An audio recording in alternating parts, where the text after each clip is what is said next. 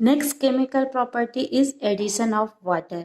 It means when alkenes react with water in presence of few drop of H2SO4 then form alcohol.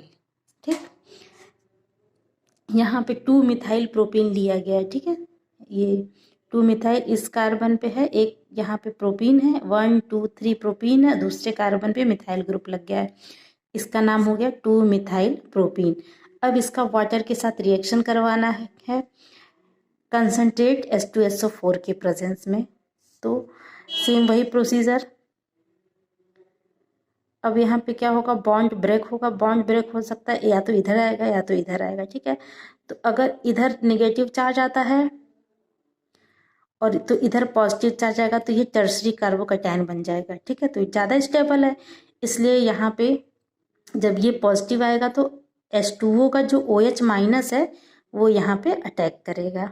ठीक है, तो इस तरह से अल्कोहल का फॉर्मेशन हो जाता है. इसका रिएक्शन अभी हम बताते हैं आप लोगों को. जैसे देखिए CH3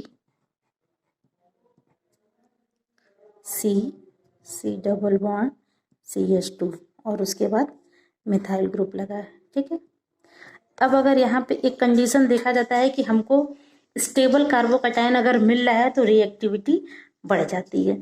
अब अगर ये बॉन्ड इस साइड ब्रेक होता है, ठीक, पूरे इलेक्ट्रॉन इस साइड चले जाते हैं, तो यहाँ पे देखिए टर्शरी कार्बोकैटायन का फॉर्मेशन होता है. CH3 C single bond CH2, ये डबल बॉन्ड वाला ब्रेक हुआ, पूरा इलेक्ट्रॉन इधर आ गया. हाइड्रोलिसिस प्रोसेस है ये. तो यहाँ पे अगर नेगेटिव चार्ज आ गया तो इस कार्बन पर पॉजिटिव चार्ज आ जाएगा और ये मिथाइल ग्रुप ऑलरेडी है ही. अब ये टर्शरी कैसे हुआ, इस कार्बन पे देखिए एक अल्काइल ग्रुप ये, एक अल्काइल ये, एक अल्काइल ये, 3 अल्काइल ग्रुप का मतलब ये टर्शरी कार्बोकैटायन बन रहा है.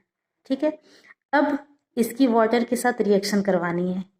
H2O यानी HOH, ये भी बॉन्ड ब्रेक होगा तो ये हाइड्रोक्सिल आयन माइनस में रहेगा, ये पॉजिटिव में रहेगा. जाहिर सी बात है OH जो हाइड्रोक्सिल है ये कार्बोकैटायन के पास अटैक करेगा और ये हाइड्रोजन इस कार्बन के पास चला जाएगा. तो प्रोडक्ट बन जाता है हमारा CH3 C और CH3 यहाँ पे ऑलरेडी है, ये CH2 है, ये H प्लस इसके साथ आके जुड़ के ये भी CH3 हो गया और ये इस कार्बोकैटायन के पास हाइड्रोक्सिल आयन आके जुड़ गया तो यहाँ पे आ गया OH.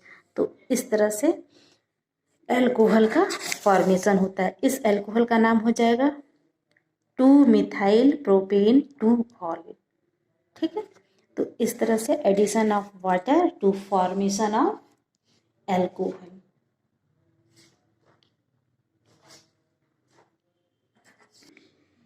Next point, oxidation of alkene. जब भी अल्कीन का ऑक्सीडेशन होता है KMnO4 के प्रेजेंस में, इसे बेयर रिएजेंट भी कहते हैं, ये एक तरह का ऑक्सीडाइजिंग एजेंट है. इसके प्रेजेंस में एथीन का ऑक्सीडेशन करवाने पर डाईऑल बनता है, ये होता है विसनल. हमने बताया था एडजेसेंट कार्बन पर अगर सेम ग्रुप लगा रहता है तो उसे कहा जाता है विसनल. अगर यहाँ पे हैलोजन लगा रहता है तो उसे कहते हैं विसनल हैलाइड और यहाँ पे OH लगा हुआ है तो इसे कहेंगे विसनल ग्लाइकॉल्स.